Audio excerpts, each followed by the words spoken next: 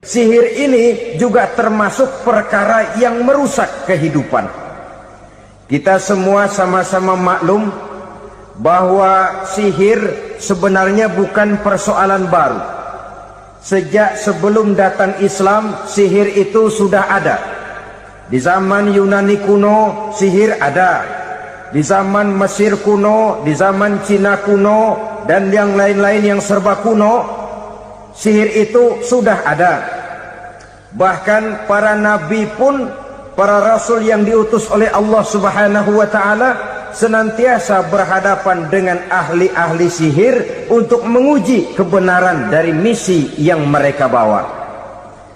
Sihir adalah perbuatan di luar kebiasaan yang bisa dikerjakan oleh ahlinya dengan bantuan jin atau setan. Hukum mempelajari sihir adalah haram, mengamalkannya lebih haram lagi. Sebab itu saudara-saudara, sihir merupakan perbuatan merusak yang harus kita jauhi. Ciri-ciri daripada perbuatan sihir, pertama, ia mengandung tipuan, bayangan khayal. Di zaman Nabi Musa misalnya, orang melihat tambang-tambang itu seperti ular.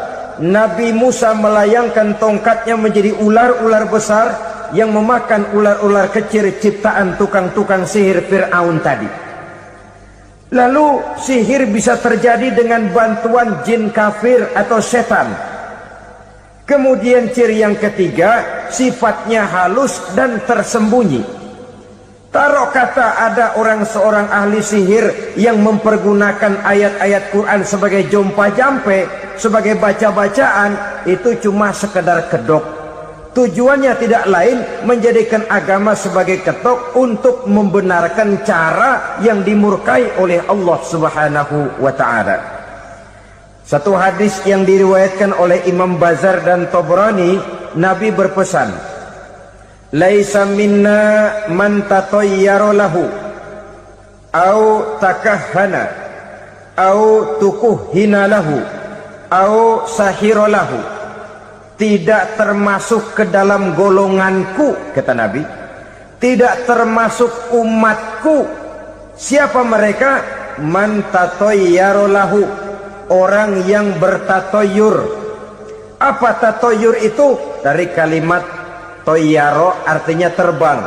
Toir biasa diartikan dengan burung. Tatoyaro percaya kepada suara-suara burung.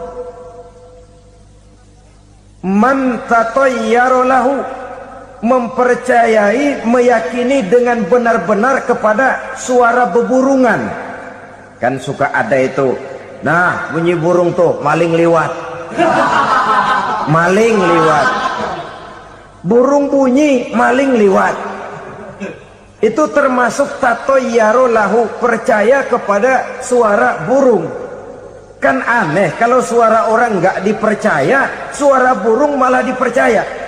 Ada ustadz ceramah, kiai ngaji, nggak mau didengerin, burung dengerin bener. Nah, suaranya dari sebelah mana? Belah kulon. Nah, itu tandanya anu.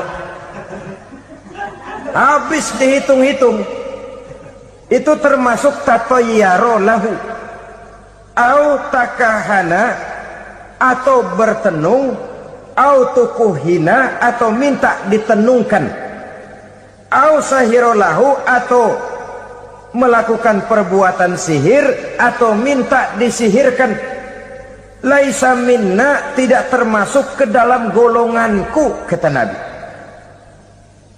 Sehingga dengan demikian saudara-saudara, menghadapi sihir dengan sihir sekalipun termasuk perbuatan yang tidak diajarkan oleh agama.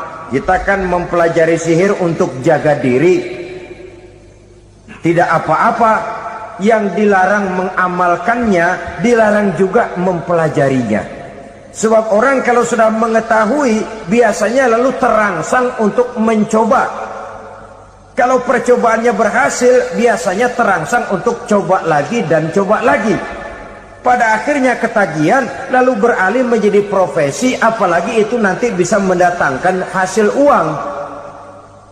Saudara-saudara kaum muslimin rahimakumullah, Kita manusia makhluk nyata, kita hidup di alam nyata, terikat oleh sunnatullah, causality. Oleh karenanya bagi kita keyakinan yang penuh, keikhlasan di dalam bertuhankan Allah, penyerahan diri sepenuhnya hanya kepadanya, itu sudah merupakan obat penangkal yang sangat ampuh agar kita tidak terkena penyakit-penyakit yang dibuat oleh setan dan para pembantunya. Sehingga beberapa ayat Quran mengajarkan, misalnya a'udzu bikalimatillahi tammati min syarri ma khalaq, atau bismillazi la yadurru ma'asmihi syai'un fil ardi wala fis sama', dengan menyebut nama Allah yang tidak bisa mendatangkan bahaya sedikit pun, dari baik yang datang dari langit maupun yang datang dari bumi. Jiwa yang kosong dari keyakinan yang penuh kepada Allah, jiwa yang penuh was-was dan ragu-ragu, itu yang mudah terserang oleh penyakit-penyakit yang dikerjakan oleh para tukang-tukang sihir, yaitu oleh setan dan seluruh para pembantunya. Kemudian hadis kedua yang diriwayatkan oleh Imam Ibnu Hibban, Nabi bersabda, la yadkhulul jannata mudminu khamrin wala mu'minu bisihrin wala qati'u rahmin. Tidak masuk surga. Ini Nabi yang bilang, tidak masuk surga. Siapa itu? Pertama, mudminu khamrin, orang yang berkekalan dalam mabuk. Selalu mudminun itu sudah menjadi perbuatan rutinnya, tidak kapok-kapoknya, teler seumur hidup. Mudminu khamrin, tidak masuk surga orang yang selalu bermabuk-mabukan. Yang kedua, wala mu'minu bisihrin, orang mukmin tapi main sihir. Ini juga oleh Nabi diperingatkan, tidak akan masuk surga orang mukmin tapi suka main sihir. Wala qati'u rahmin, dan tidak juga orang yang memutuskan silaturahmi. Tiga macam manusia yang diperingatkan Nabi tidak akan masuk surga: orang yang selalu mabuk, orang mukmin yang main sihir, dan orang yang memutuskan silaturahmi. Saudara-saudara kaum muslimin rahimakumullah. Lalu orang berkata, kenapa dilarang kita bersihir padahal Rasul sendiri kan punya mukjizat? Nah, kita memang harus membedakan antara mukjizat dengan sihir. Dalam kehidupan agama kita kenal ada yang namanya mukjizat, ada yang namanya karomah atau keramat biasa diucapkan, ada yang namanya maunah, ada yang namanya irhas, ada juga yang namanya sihir. Kesemuanya ini berbeda, saudara-saudara. Yang dinamakan mukjizat itu khusus untuk para rasul saja. Satu kejadian luar biasa yang terjadi dilakukan oleh Rasul atas izin dari Allah Subhanahu wa ta'ala. Perbedaannya dengan sihir jelas. Sihir dari setan, mukjizat dari Allah. Sihir bisa dipelajari, mukjizat tidak. Sihir umumnya untuk maksud-maksud yang tidak baik, sedangkan mukjizat untuk memperkuat kebenaran yang disampaikan oleh para rasul dan ditentang oleh umatnya. Bahkan kafir Quraisy dahulu menganggap orang-orang ahli sihir itu berada dalam satu posisi yang hina, sehingga mereka mengatakan dan menuduh Nabi Muhammad sebagai tukang sihir. Tuduhan sebagai tukang sihir adalah tuduhan yang sangat aib dan hina. Di tengah masyarakat kufar jahiliyah, kedudukan tukang sihir dipandang sebagai kedudukan yang hina, sehingga mereka mengejek Nabi dengan sebutan tukang sihir. Jadi mukjizat hanya untuk Rasul saja. Kemudian karomah. Karomah ini asal kata dari karoma, kehormatan, kemuliaan yang diberikan Allah kepada hamba-hambanya yang rajin mendekatkan diri kepadanya. Oleh karena ketekunannya melaksanakan ibadah, Allah memberikan keistimewaan kepada orang itu yang dengan keistimewaannya dia bisa mengerjakan yang tidak bisa dikerjakan oleh orang lain. Karomah hanya bisa dicapai dengan prestasi ibadah. Kalau sihir mau ibadah apa enggak, asal dia belajar, bersatu dan berteman dengan setan, memenuhi persyaratan-persyaratan setan, biasanya lalu bisa. Sedangkan karomah tidak mungkin terwujud tanpa orang mendekatkan diri sedekat-dekatnya kepada Allah Subhanahu wa ta'ala. Maka kita lihat biasanya orang-orang yang punya ilmu sihir, mukanya rata-rata nggak enak dilihat. Kumuh, jauh dari air wudhu, jauh dari sujud kepada Allah, malah berteman dengan setan, menjadi pelayan-pelayannya setan.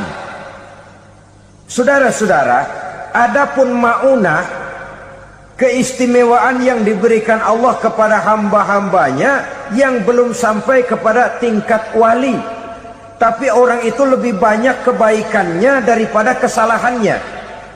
Umpamanya, saudara jalan bertiga di pinggir jalan, saudara ada pada posisi di tengah, lalu bertiga ini ketabrak mobil.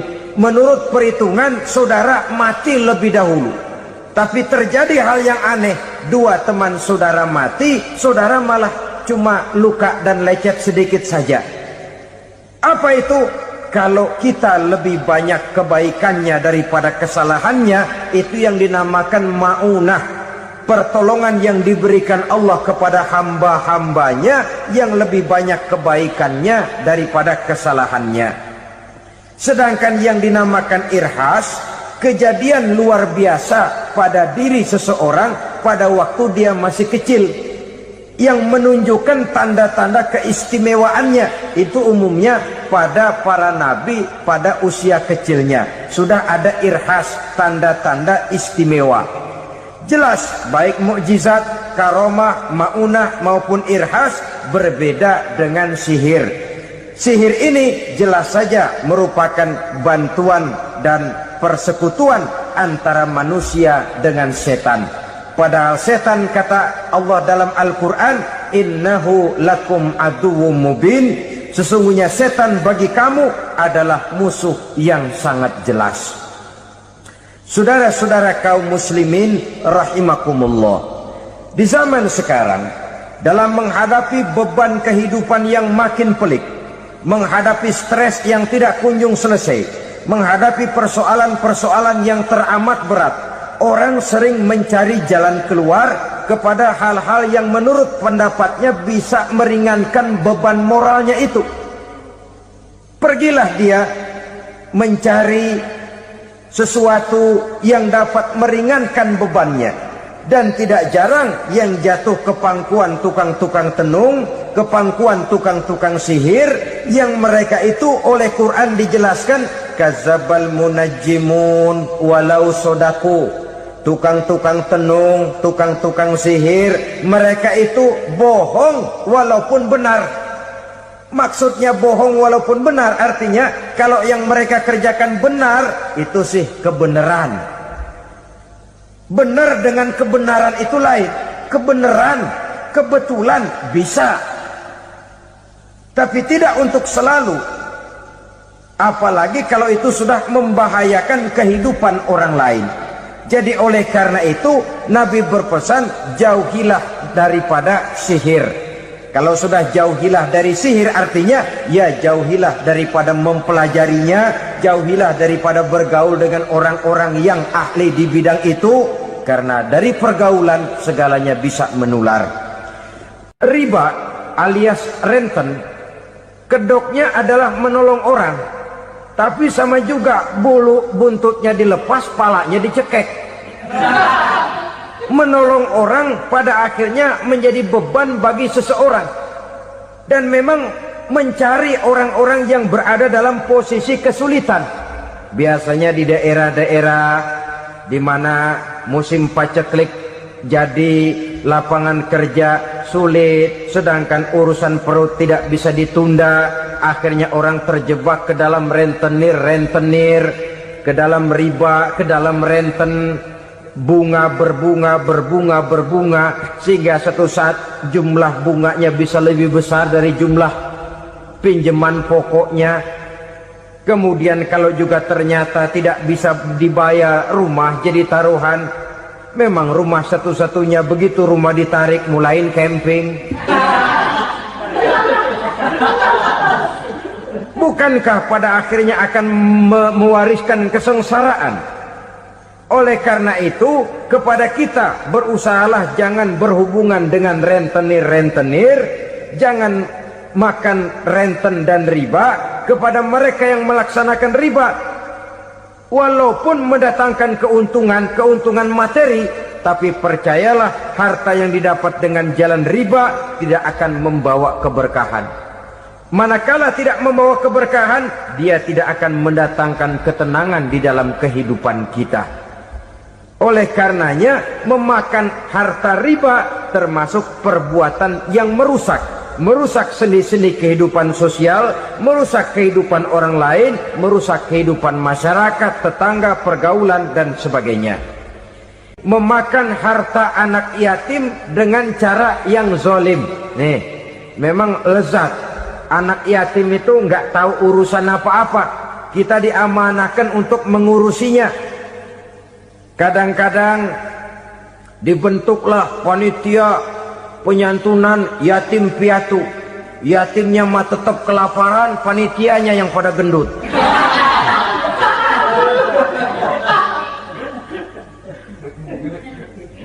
Padahal memakan harta anak yatim termasuk perbuatan dosa besar. Dan menjantuni yatim merupakan perbuatan mulia. Nabi mengatakan, ana wa kafilul yatim kahataini yaumal qiyamah. Aku dan orang-orang yang menyantuni anak yatim seperti dua jari ini pada hari kiamat nanti. Dekat sekali. Jikalau ingin di hari akhir nanti dekat dengan Rasul, bersahabatlah dengan anak-anak yatim. Jadilah pengurus anak-anak yatim. Bangunlah panti-panti asuhan yatim. Pada saat bapak ibunya meninggal, kitalah yang menjadi orang tuanya. Bahkan sedemikian besar perhatian Islam terhadap anak-anak yatim ini, sehingga Quran memberikan peringatan, ara'aital ladzi yukadzibu bid-din fadzalikal ladzi yad'ul yatim wa la yahuddu ala ta'amil miskin. Tahukah kamu siapa orang yang mendustakan agama, beragama tapi dianggap dusta, salatnya dusta, puasanya dusta karena agamanya sudah berdusta. Siapa mereka? Fazalikal ladzi yad'ul yatim, orang yang menyia-nyiakan anak yatim, wala yahuddu ala ta'amil miskin, dan tidak pernah memberi makan kepada orang-orang yang menderita kemiskinan. Menyia-nyiakan, meninggalkan anak yatim termasuk perbuatan yang divonis kita sebagai orang yang mendustakan agama.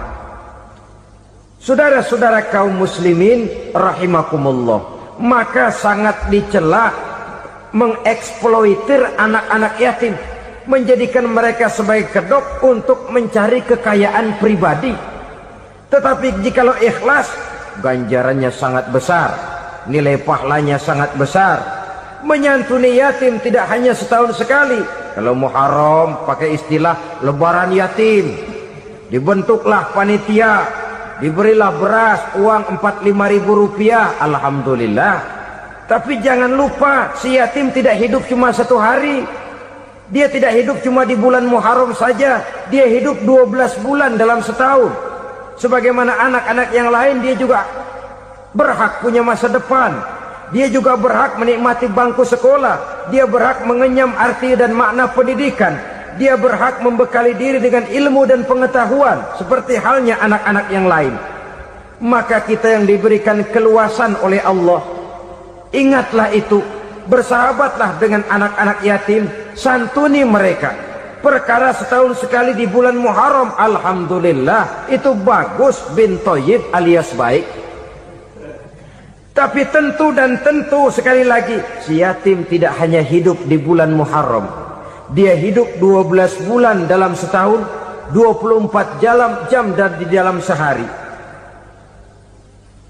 Oleh karenanya, menyia-nyiakan mereka pada saat posisi kita memang mampu akan memojokkan kita dalam satu posisi di mana kita dianggap sebagai orang yang mendustakan agama, memakan harta anak yatim dengan cara yang zolim. Bapaknya udah meninggal, kebunnya lebar, anaknya dikelecehin. Nah, dah kamu gak usah pusing, nanti saya yang ngurus. Akhirnya bukan ngurus, nguras. Si yatim mungkin tidak tahu bahwa dia disia-siakan, haknya diambil, miliknya dizolimi. Tapi Allah yang akan membalasnya dengan seadil-adilnya. Maka makan harta anak yatim biasanya balasannya tokcer bin paten. Nggak banyak selang tempo itu, nggak percaya cobain dong. Nyobain aja kan nggak bayar, umpama memakan harta anak yatim dengan cara yang zolim, ganjarannya biasanya kontan. Kenapa? Ratapan si miskin, untayan air matanya, jeritan kepedihan hatinya, membuka pintu langit, permohonannya diijabah, getaran hatinya didengarkan oleh Allah, maka balasannya biasanya kontan, spontan, tidak menunggu waktu terlalu lama. Itu di dunia, belum lagi di akhirat nanti. Bukankah dalam riwayat Mi'raj diceritakan Nabi melihat di neraka itu orang perutnya sebesar rumah? La haula wala quwata. Itu perut kayak rumah, bagaimana jalannya tuh orang? Dan memang gak jalan, diseret-seret oleh malaikat di neraka itu. Hancur perutnya, amburadul itu perut. Berantakan isinya, dibulatkan lagi, diseret lagi, hancur lagi, dibulatkan lagi. Sampai Nabi tanya, orang itu begitu berat siksanya kenapa ya Jibril? Itu Muhammad, waktu di dunia dulu rakus banget makan harta anak yatim. Begitu vonisnya, begitu menyedihkan nasibnya di akhirat. Tapi di dunia pun ketidakberkahan itu sudah membayangi kehidupannya. Oleh karena itu, kepada saudara-saudara yang mendapat titipan anak yatim, berbahagialah, karena semulia-mulia rumah adalah rumah yang di dalamnya ada anak yatim yang disantuni. Sehina-hina rumah adalah rumah di mana di dalamnya ada anak yatim yang disia-siakan. Begitu kata Nabi kita. Rumah yang paling mulia dalam pandangan Allah, rumah yang di dalamnya ada anak yatim yang disantuni. Rumah yang paling hina dalam pandangan Allah, rumah yang di dalamnya ada anak yatim yang nasibnya disia-siakan. Berbahagialah saudara apabila menjadi penyantun anak-anak yatim, pelindung mereka, sehingga mereka mempunyai masa depan sebagaimana anak-anak lainnya. Rasulullah sendiri sedemikian peka terhadap keadaan anak-anak yatim karena beliau sendiri memang mengalami. Umur 6 bulan dalam kandungan ibu, beliau sudah ditinggalkan oleh ayahnya. Pada saat berusia 6 tahun, ibu sudah meninggal. Yatim piatu dalam usia di mana beliau sedang perlu belas kasih seorang ibu dan pengertian seorang bapak. Kepekaan itu lalu timbul, bahkan kemudian sampai kepada beliau berkata, aku dan orang yang menyantuni anak yatim seperti jari tengah dan jari telunjuk di hari akhirat nanti. Sedemikian dekatnya. Orang-orang tua bijaksana yang diceritakan di dalam Al-Quran, kalau sudah berpikir tentang anak-anaknya, pertanyaan yang paling mereka risaukan ialah, ma ta'buduna min ba'di? Anakku, kalau pada satu saat aku, ayahmu sudah tidak ada lagi di dunia ini, meninggalkan kamu semua, ma ta'buduna min ba'di? Apa yang akan kamu sembah nak?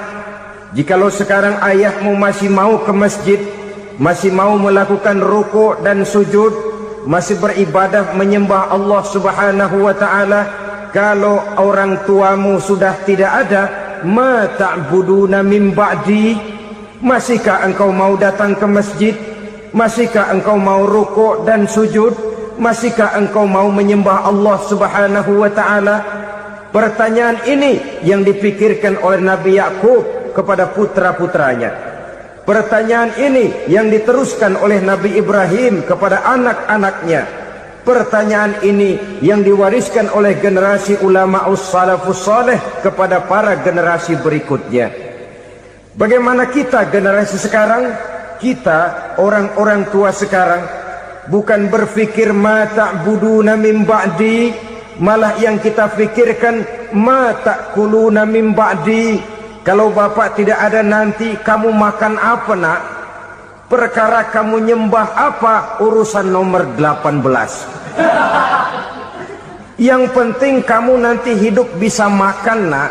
Maka kita sibuk mewariskan harta kepada anak-anak kita. Kita sibuk mewariskan kebun dan tanah kepada anak-anak kita. Kita sibuk mewariskan pabrik kepada anak-anak kita. Sementara kita lupa mewariskan intan yang paling mahal, mewariskan mutiara yang paling berharga, yaitu nilai iman kepada Allah Subhanahu wa ta'ala. Alangkah baiknya apabila warisan harta, warisan tanah dan kebun, warisan rumah dan pabrik didasari lebih dahulu dengan mewariskan nilai iman kepada Allah Subhanahu wa ta'ala. Sebagai orang-orang tua, kita boleh bersedih kalau anak kita tidak mengerti komputer. Kita boleh bersedih kalau anak kita tidak mengerti matematika. Kita boleh bersedih kalau anak kita tidak mengerti bahasa Inggris. Tapi sewajarnya lebih bersedihlah kita orang tua jikalau mempunyai anak yang tidak kenal Allah sebagai Tuhannya, yang kemudian tidak mau rukuk dan sujud kepada Allah Tuhannya. Itulah kemalangan yang paling malang bila kita meninggalkan generasi yang tidak bertauhid kepada Allah Subhanahu wa ta'ala. Betapapun anak kita tidak ngerti komputer, saudara, paling-paling kerugiannya cuma kerugian dunia.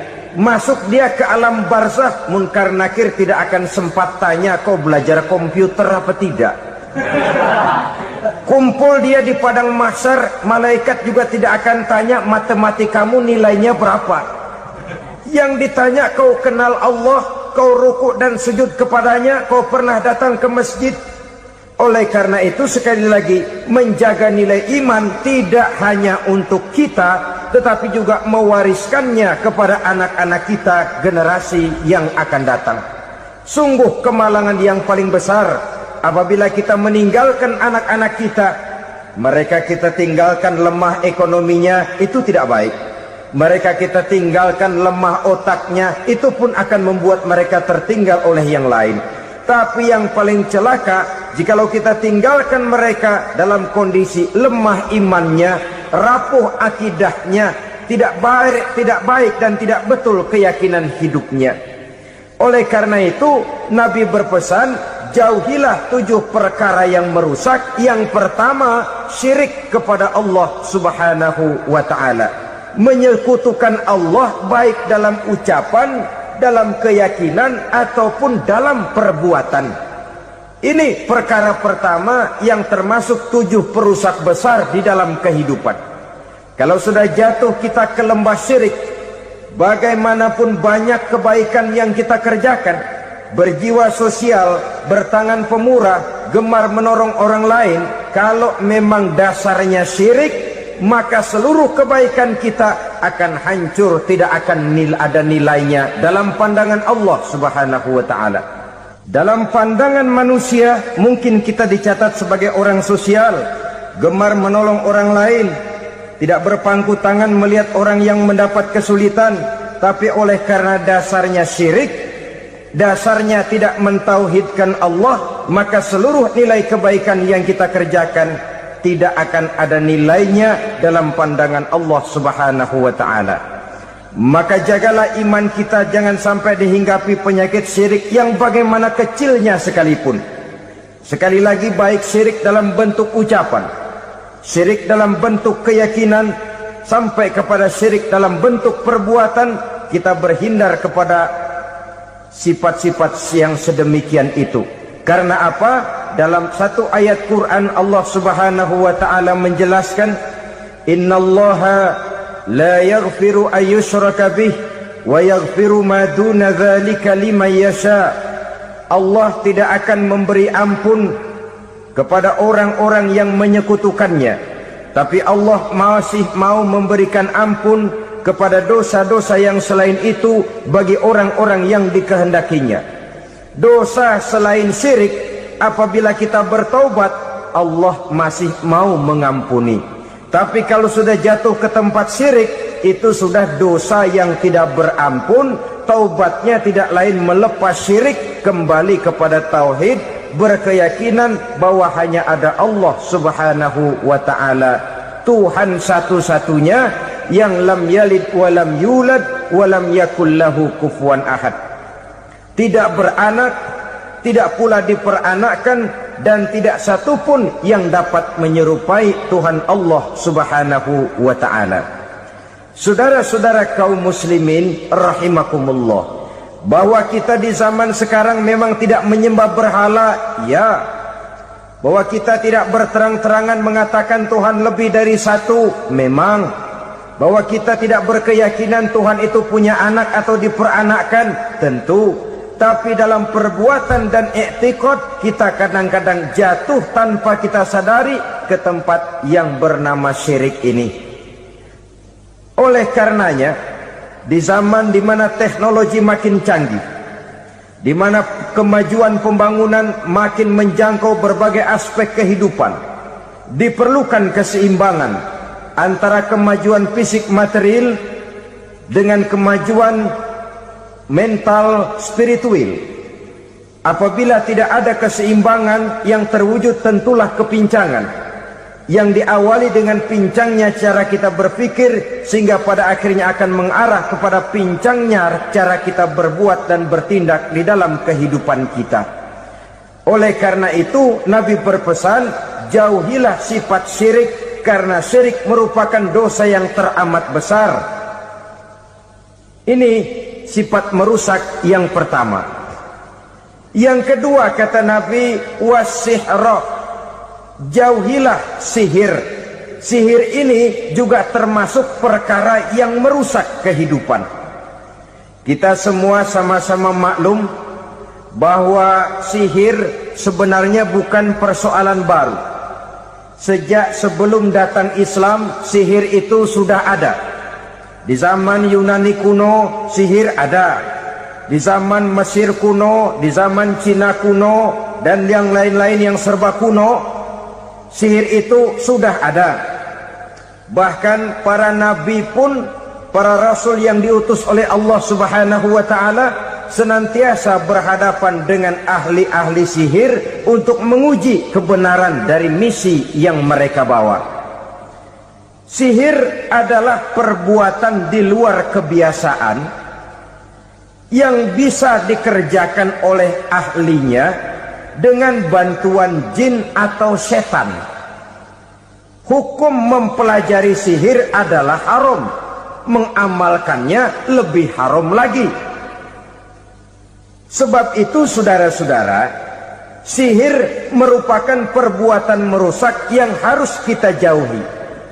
Ciri-ciri daripada perbuatan sihir, pertama, ia mengandung tipuan, bayangan khayal.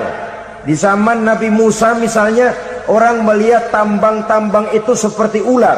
Nabi Musa melayangkan tongkatnya menjadi ular-ular besar yang memakan ular-ular kecil ciptaan tukang-tukang sihir Fir'aun tadi. Lalu sihir bisa terjadi dengan bantuan jin kafir atau setan. Kemudian ciri yang ketiga, sifatnya halus dan tersembunyi. Taruh kata ada seorang ahli sihir yang mempergunakan ayat-ayat Quran sebagai jompa-jampe, sebagai baca-bacaan, itu cuma sekedar kedok. Tujuannya tidak lain menjadikan agama sebagai ketok untuk membenarkan cara yang dimurkai oleh Allah Subhanahu wa ta'ala. Satu hadis yang diriwayatkan oleh Imam Bazar dan Tabrani, Nabi berpesan, "Laisa minna man tatayyara lahu au takahhana au tukuhhina lahu au sahira lahu." Tidak termasuk ke dalam golonganku, kata Nabi. Tidak termasuk umatku. Siapa mereka? Man tatayyara lahu, orang yang bertatoyur. Apa tatoyur itu? Dari kalimat toyaro, artinya terbang. Toir biasa diartikan dengan burung. Tatoyaro percaya kepada suara-suara burung. Man tatayyara lahu, mempercayai, meyakini dengan benar-benar kepada suara beburungan. Kan suka ada itu, nah bunyi burung tuh, maling liwat. Maling liwat. Burung bunyi, maling liwat. Itu termasuk tatayyara lahu, percaya kepada suara burung. Kan aneh kalau suara orang nggak dipercaya, suara burung malah dipercaya. Ada ustadz ceramah, kiai ngaji, nggak mau didengerin, burung dengerin bener. Nah, suaranya dari sebelah mana? Belah kulon. Nah, itu tandanya ano. Habis dihitung-hitung, itu termasuk tatayyara lahu. Au takahana, atau bertenung, au tukuhina, atau minta ditenungkan, au sahirolahu, atau melakukan perbuatan sihir, atau minta disihirkan. Laisa minna, tidak termasuk ke dalam golonganku, kata Nabi. Sehingga dengan demikian, saudara-saudara, menghadapi sihir dengan sihir sekalipun termasuk perbuatan yang tidak diajarkan oleh agama. Kita kan mempelajari sihir untuk jaga diri, tidak apa-apa. Yang dilarang mengamalkannya, dilarang juga mempelajarinya. Sebab orang kalau sudah mengetahui, biasanya lalu terangsang untuk mencoba. Kalau percobaannya berhasil, biasanya terangsang untuk coba lagi dan coba lagi. Pada akhirnya ketagihan, lalu beralih menjadi profesi, apalagi itu nanti bisa mendatangkan hasil uang. Saudara-saudara kaum muslimin rahimakumullah, kita manusia makhluk nyata, kita hidup di alam nyata, terikat oleh sunnatullah, causality. Oleh karenanya, bagi kita keyakinan yang penuh, keikhlasan di dalam bertuhankan Allah, penyerahan diri sepenuhnya hanya kepadanya, itu sudah merupakan obat penangkal yang sangat ampuh agar kita tidak terkena penyakit-penyakit yang dibuat oleh setan dan para pembantunya. Sehingga beberapa ayat Quran mengajarkan, misalnya a'udzu bikalimatillahi tammati min syarri ma khalaq, atau bismillazi la yadurru ma'asmihi syai'un fil ardi wala fis sama, dengan menyebut nama Allah yang tidak bisa mendatangkan bahaya sedikit pun, dari baik yang datang dari langit maupun yang datang dari bumi. Jiwa yang kosong dari keyakinan yang penuh kepada Allah, jiwa yang penuh was-was dan ragu-ragu, itu yang mudah terserang oleh penyakit-penyakit yang dikerjakan oleh para tukang-tukang sihir, yaitu oleh setan dan seluruh para pembantunya. Kemudian hadis kedua yang diriwayatkan oleh Imam Ibnu Hibban, Nabi bersabda, la yadkhulul jannata mudminu khamrin wala mu'minu bisihrin wala qati'u rahmin. Tidak masuk surga. Ini Nabi yang bilang, tidak masuk surga. Siapa itu? Pertama, mudminu khamrin, orang yang berkekalan dalam mabuk. Selalu mudminun itu sudah menjadi perbuatan rutinnya, tidak kapok-kapoknya, teler seumur hidup. Mudminu khamrin, tidak masuk surga orang yang selalu bermabuk-mabukan. Yang kedua, wala mu'minu bisihrin, orang mukmin tapi main sihir. Ini juga oleh Nabi diperingatkan, tidak akan masuk surga orang mukmin tapi suka main sihir. Wala qati'ur rahmin, dan tidak juga orang yang memutuskan silaturahmi. 3 macam manusia yang diperingatkan Nabi tidak akan masuk surga: orang yang selalu mabuk, orang mukmin yang main sihir, dan orang yang memutuskan silaturahmi. Saudara-saudara kaum muslimin rahimakumullah. Lalu orang berkata, kenapa dilarang kita bersihir? Padahal Rasul sendiri kan punya mukjizat. Nah, kita memang harus membedakan antara mukjizat dengan sihir. Dalam kehidupan agama kita kenal ada yang namanya mukjizat, ada yang namanya karomah atau keramat biasa diucapkan, ada yang namanya maunah, ada yang namanya irhas, ada juga yang namanya sihir. Kesemuanya ini berbeda, saudara-saudara. Yang dinamakan mukjizat itu khusus untuk para rasul saja. Satu kejadian luar biasa yang terjadi dilakukan oleh rasul atas izin dari Allah Subhanahu wa taala. Perbedaannya dengan sihir jelas. Sihir dari setan, mukjizat dari Allah. Sihir bisa dipelajari, mukjizat tidak. Sihir umumnya untuk maksud-maksud yang tidak baik, sedangkan mukjizat untuk memperkuat kebenaran yang disampaikan oleh para rasul dan ditentang oleh umatnya. Bahkan kafir Quraisy dahulu menganggap orang-orang ahli sihir itu berada dalam satu posisi yang hina, sehingga mereka mengatakan Nabi dan menuduh Nabi Muhammad sebagai tukang sihir.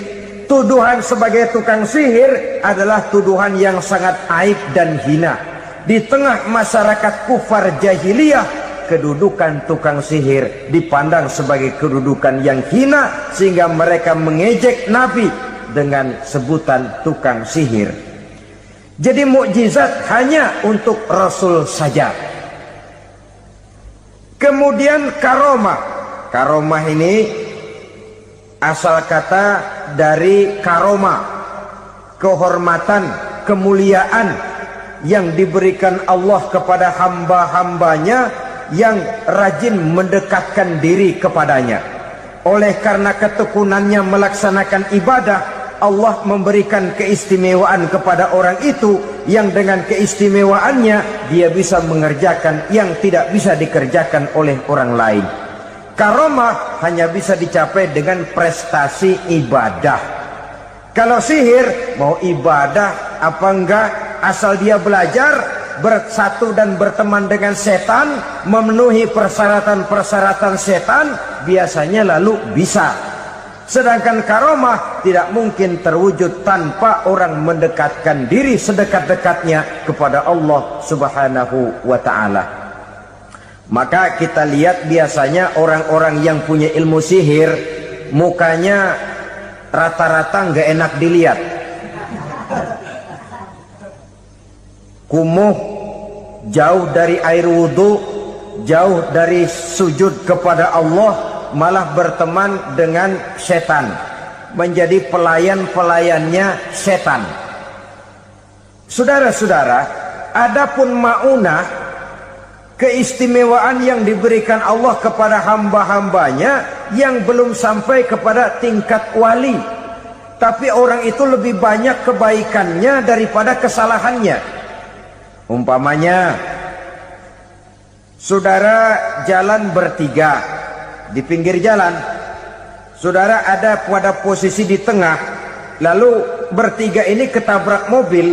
Menurut perhitungan saudara mati lebih dahulu, tapi terjadi hal yang aneh, 2 teman saudara mati, saudara malah cuma luka dan lecet sedikit saja. Apa itu? kalau kita lebih banyak kebaikannya daripada kesalahannya, itu yang dinamakan ma'unah, pertolongan yang diberikan Allah kepada hamba-hambanya yang lebih banyak kebaikannya daripada kesalahannya. Sedangkan yang dinamakan irhas, kejadian luar biasa pada diri seseorang pada waktu dia masih kecil, yang menunjukkan tanda-tanda keistimewaannya. Itu umumnya pada para nabi pada usia kecilnya sudah ada irhas, tanda-tanda istimewa. Jelas baik mukjizat, karomah, maunah maupun irhas berbeda dengan sihir. Sihir ini jelas saja merupakan bantuan dan persekutuan antara manusia dengan setan. Padahal setan, kata Allah dalam Al-Quran, innahu lakum aduwwum mubin, sesungguhnya setan bagi kamu adalah musuh yang sangat jelas. Saudara-saudara kaum muslimin rahimakumullah, di zaman sekarang dalam menghadapi beban kehidupan yang makin pelik, menghadapi stres yang tidak kunjung selesai, menghadapi persoalan-persoalan yang teramat berat, orang sering mencari jalan keluar kepada hal-hal yang menurut pendapatnya bisa meringankan beban moralnya itu. Pergilah dia mencari sesuatu yang dapat meringankan bebannya. Dan tidak jarang yang jatuh ke pangkuan tukang-tukang tenung, ke pangkuan tukang-tukang sihir, yang mereka itu oleh Quran dijelaskan kazabal munajjimun walau sodaku. Tukang-tukang tenung, tukang-tukang sihir, mereka itu bohong walaupun benar. Maksudnya bohong walaupun benar, artinya kalau yang mereka kerjakan benar, itu sih kebenaran. Benar dengan kebenaran itu lain. Kebenaran, kebetulan bisa, tapi tidak untuk selalu. Apalagi kalau itu sudah membahayakan kehidupan orang lain. Jadi oleh karena itu Nabi berpesan, jauhilah daripada sihir. Kalau sudah jauhilah dari sihir, artinya ya jauhilah daripada mempelajarinya, jauhilah daripada bergaul dengan orang-orang yang ahli di bidang itu, karena dari pergaulan segalanya bisa menular. Baiklah saudara, ini yang kedua. Yang ketiga pesan Nabi, wa qatlan nafsil lati harramallahu illa bil haq, membunuh orang lain dengan cara yang tidak benar, membunuh orang yang diharamkan oleh Allah Subhanahu wa taala untuk melakukannya kecuali dengan alasan yang benar. Kita tahu Islam adalah agama damai, sesuai dengan namanya. Ia tidak dikembangkan dengan pedang dan kekerasan. Ia dikembangkan dengan keteladanan dan tuntunan moral. Oleh karena Islam bukan agama kekerasan, Islam pun tidak mementingkan dan mengajarkan kekerasan kecuali dengan alasan yang benar dan bisa dipertanggungjawabkan. Membunuh dengan sengaja, menghilangkan nyawa orang lain tanpa alasan yang bisa dibenarkan adalah merupakan dosa besar dan satu di antara 7 perkara yang bisa mendatangkan kerusakan dalam kehidupan dan yang hendaknya harus kita jauhi. Saudara-saudara kaum muslimin rahimakumullah, beberapa waktu yang lalu di sebuah kota kecil yang indah bernama New Auckland. Saudara tahu New Auckland? Tuh dari Gunung Kidul masih ngidul lagi. Pernah diadakan satu seminar yang membicarakan bagaimana menyelamatkan masyarakat manusia dari bahaya Perang Dunia Ketiga. Diperkirakan kalau terjadi Perang Dunia Ketiga, manusia tidak akan tersisa. Sebab apa? Pada waktu itu cadangan nuklir yang dimiliki oleh bersama Amerika dan Rusia konon sudah sanggup memusnahkan 6 miliar manusia pada saat jumlah manusia baru 5 miliar. Jadi kelebihan nuklir dunia ini. Kalau terjadi Perang Dunia Ketiga, sulit manusia untuk tersisa. Maka dibahaslah di dalam seminar itu, wah, supaya tidak terjadi perang dunia ketiga, maka perlombaan membuat senjata-senjata canggih, alat-alat pembunuh modern harus segera dibatasi. Dibahas, tidak mungkin kita membatasi perlombaan membuat senjata. Kenapa? Makin maju ilmu dan teknologi, makin canggih senjata yang ditemukan. Atom sudah meningkat menjadi nuklir, nuklir sudah meningkat menjadi neutron, dan kita tahu bom yang bernama neutron ini bom yang cukup membunuh tanpa perlu merusak. Artinya kalau dia diledakkan di kota kita ini, bangunan utuh, jembatan tidak ambruk, rumah-rumah tetap berdiri, tapi semua yang bernama hidup mati. Itu katanya lebih sopan dari bom atom. Sebab kalau si atom ini sudah membunuh, merusak pula. Neutron cukup membunuh saja tanpa perlu merusak. Jadi majunya senjata-senjata teknologi sebagai akibat yang logis dari kemajuan ilmu pengetahuan ini tidak bisa kita batasi. Dan memang sebenarnya yang bahaya bukan senjatanya, tapi manusia yang mengendalikan senjata itu. Mereka kembali kepada prinsip the man behind the gun. Bukan senjatanya yang bahaya, tapi manusia yang mengendalikan senjata itu yang bahaya. Walaupun senjatanya modern, katakanlah model M16 umpamanya, kalau yang mengendalikannya orang beriman, insya Allah aman. Tapi biar megang cuma senapan angin, kalau yang megang orang brutal, ngeri kita deket-deket. Apalagi kalau memang bukan ahlinya menggunakan senjata, bisa ngeker kaki kena jidat.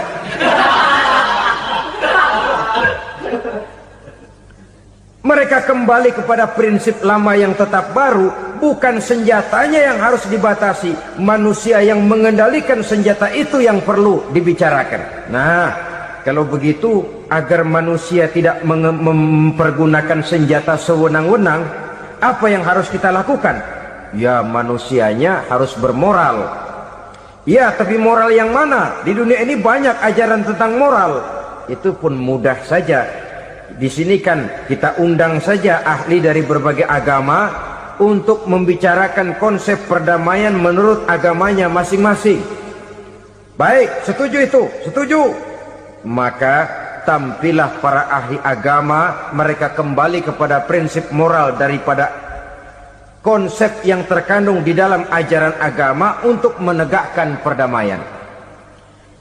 Mula-mula naiklah ahli dari agama Hindu, dibacakan konsep perdamaian menurut ajaran agama Hindu, bahwa untuk damai manusia harus meninggalkan nafsu keduniaannya, menempuh samsara dan sebagainya untuk mencapai nirwana, menjauhi kemegahan dan kemewahan dunia. Ini lalu dibahas, rasanya juga tidak mungkin ini. Kemudian dari agama Nasrani, bahwa untuk damai manusia harus menciptakan sifat kasih sayang. Kalau ditampar pipi kiri, berikan pipi yang kanan. Kalau diberikan selendang, berikan baju. Nanti orang kasihan, lalu dia tidak akan nampar lagi. Ketika ini dibahas, ternyata rasanya pun tidak mungkin bisa diterima. Karena apa? Di zaman sekarang orang ditampar pipi kiri, dikasih pipi kanan. Bukan kasihan, gemes. Damai belum tentu, bonyok udah jelas. Lalu ketika dibacakan konsep perdamaian menurut Quran, di mana disampaikan ayat wa jazaa'u sayyi'atin sayyi'atun misluha faman afa wa aslaha fa ajruhu 'ala Allah. Balasan terhadap satu kejahatan adalah kejahatan yang seimbang. Tetapi barang siapa yang memberi maaf dan mencari jalan damai, itulah yang terbaik dan akan mendapat pahala dari Allah Subhanahu wa ta'ala. Kamu tidak salah ditampar pipi kirimu, tampar lagi pipi kirinya sekeras dia menampar pipi kirimu. Nanti orang tidak mau menampar kita karena dia tahu kalau dia tampar kita, dia akan menderita tamparan sekeras dia menampar kita. Akan terjadilah prinsip saling hormat menghormati, tidak saling ganggu, tidak saling usil, tidak saling jahil. Atas dasar ini perdamaian bisa ditegakkan. Mereka bisa menerima konsep ini, tapi kemudian seminar ditutup tanpa satu